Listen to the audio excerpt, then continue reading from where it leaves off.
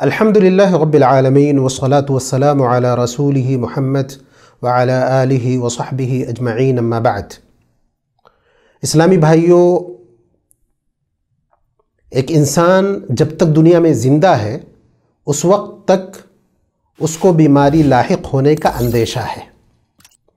کوئی بھی انسان جو اس دنیا میں رہتا ہے اس کو اپنی عمر میں کبھی نہ کبھی بیمار ہونا ہے، بخار ہو، دوسری بیماریاں ہوں۔ انبیاء علیہم الصلاۃ بھی اس سے دوچار ہوئے۔ تو ہماری شریعت نے اس گوشے کو تشنا نہیں چھوڑا کہ ہم کو بیماری میں کیا کرنا چاہیے، ہم کو کچھ پتہ نہیں ہے، بلکہ ہماری شریعت نے دونوں طریقے کے علاج کی طرف رہنمائی کی ہے۔ ایک مادی علاج مطلب دوا لینا، کوئی محسوس اور ظاہری چیز لینا، جیسا کہ آپ صلی اللہ علیہ وسلم نے اپنے ساتھ بھی کیا ہے اور صحابہ کرام کو مشورہ دیا ہے، اور جیسا کہ شہد کے بارے میں قرآن میں ہے فیہ شفاء للناس۔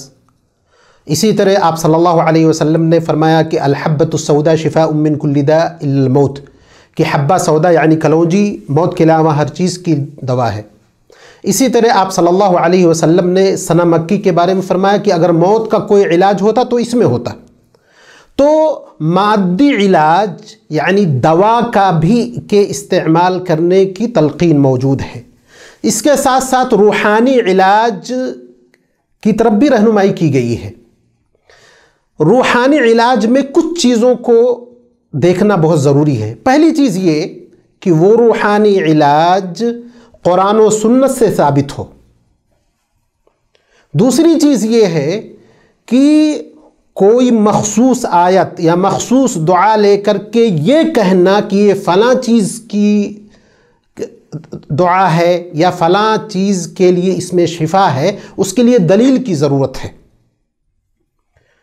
تو آج ہمارے سامنے جو حدیث ہے اس میں اس بات کا ذکر موجود ہے کہ آپ صلی اللہ علیہ وسلم نے روحانی علاج اسی طرح مادی علاج دونوں ایک ساتھ جمع کیا ہے۔ صحیحین کی روایت ہے، اما عائشہ رضی اللہ عنہا فرماتی ہے کان النبی صلی اللہ علیہ وسلم اذا اشتکى الانسان منہ، آپ صلی اللہ علیہ وسلم کی عادت تھی کہ جب کسی کو کوئی بیماری لاحق ہوتی او بہ قرحۃ او جرح، یا اس کے پاس پھوڑا پھنسی اسی طرح زخم ہوتا، فقال باصبعہ ہکذا، آپ صلی اللہ علیہ وسلم ایسا کرتے تھے۔ اس کا بیان راوی حدیث سفیان بن عیینہ نے اس طرح کیا ہے کہ سبابہ یعنی شہادت کی انگلی کو آپ صلی اللہ علیہ وسلم نے لیا، اس پہ تھوڑا سا تھوک لگائی آپ نے، اور پھر زمین پر رکھ کر کے اس میں تھوڑا دھول یا مٹی لگایا، اور جہاں پہ زخم تھا وہاں پہ آپ صلی اللہ علیہ وسلم نے اس کو لگایا، اور پھر اس کے ساتھ ساتھ دعا فرمائی بسم اللہ تربت ارضنا بریقت بعضنا یشفى سقیمنا باذن ربنا۔ یہ دعا ہے کہ اللہ کے نام سے ہماری زمین کی مٹی اور ہم میں سے بعض کا تھوک، یہ دونوں مل کر کے اللہ کے حکم سے اس چیز کے ذریعے ان کو شفایابی حاصل ہوگی۔ تو یہ چیز آپ صلی اللہ علیہ وسلم نے کیا، اور اس میں روحانی اور مادی دونوں علاج آپ صلی اللہ علیہ وسلم نے کیا۔ اسی طرح آپ صلی اللہ علیہ وسلم نے اپنے ساتھ بھی اسی طرح کیا۔ ابن ماجہ وغیرہ کی روایت ہے کہ ایک بار آپ صلی اللہ علیہ وسلم نماز پڑھ رہے تھے، نماز پڑھنے کی حالت ہی میں آپ کو بچھو نے ڈنک مار دیا۔ آپ صلی اللہ علیہ وسلم نماز سے جب فارغ ہوئے تو کہا لعن اللہ العقرب، اللہ عقرب یعنی بچھو پر لعنت فرمائے۔ یہ نہ نبی کو دیکھتی ہے، نہ کسی دوسرے کو، نہ نماز پڑھنے والے کا لحاظ کرتی ہے، نہ کسی چیز کا۔ یعنی یہ اللہ تبارک و تعالیٰ کا مخلوق ایسا ہے کہ اس کو کچھ پتہ نہیں ہے۔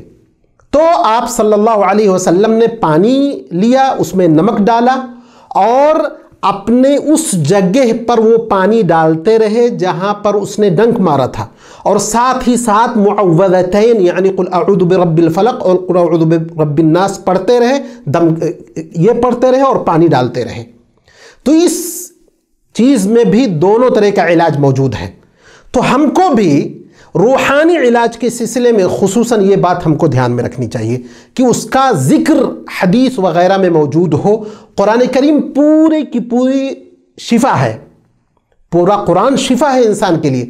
اگر سورہ فاتحہ کو جیسے اللہ کے نبی صلی اللہ علیہ وسلم نے شافیہ کہا، یعنی شفا دینے والی صورت، تو عمومی طور پر ذاتی طور پر انسان اپنے لیے کوئی بھی جو قرآن کی آیت ہو یا دعا ہو کر سکتا ہے، لیکن یہ دعویٰ نہیں کر سکتا کہ فلاں آیت یا فلاں دعا فلاں چیز کا علاج ہے جب تک کہ اس کے لیے نبی اکرم صلی اللہ علیہ وسلم کی طرف سے ہدایت موجود نہ ہو۔ اس میں ایک بات اور خیال رکھنے کی ہے کہ جہاں تک کوشش رہے اس بات کی کوشش کرنی چاہیے کہ انسان خود اپنے لیے روحانی علاج کرے۔ عثمان ابن ابی العاص ایک صحابی ہیں، وہ کہتے ہیں، جیسا کہ مسلم شریف کی روایت میں ہے، وہ کہتے ہیں کہ جب سے میں اسلام لایا مجھے درد محسوس ہوتا تھا، تو آپ صلی اللہ علیہ وسلم نے ان کو تلقین کی، ضع یدک علی الذی تألم منہ، اپنا داہنا ہاتھ جہاں پہ تم کو درد ہو رہا ہے وہاں پہ رکھو، 3 بار بسم اللہ بسم اللہ بسم اللہ پڑھو، اور 7 بار اعوذ بعزت اللہ وقدرتہ من شر ما اجد وحاذر، یہ پڑھو تو تمہارا جو درد ہے وہ ختم ہو جائے گا۔ ان کا خود بیان ہے کہ یہ کرنے کے بعد مجھے کبھی بھی درد نہیں محسوس ہوا۔ تو یہ سارے روحانی علاج موجود ہیں اور مادی علاج بھی موجود ہے۔ روحانی علاج میں انسان کا یقین رب العزت والجلال پر کتنا ہے، اس پر اس کا دار و مدار ہے۔ جتنا بڑا ایمان ہوگا اسی اعتبار سے انسان کو جلدی شفایابی حاصل ہوگی۔ یہ چند باتیں تھیں اس سلسلے میں۔ رب العزت والجلال سے دعا ہے کہ اللہ ہمیں توفیق دے کہ ہم اپنی بیماریوں میں بھی اسوہ نبوی اور نبی اکرم صلی اللہ علیہ وسلم کا طریقہ اپنائیں۔ آمین۔ وآخر دعوانا الحمد للہ رب العالمین۔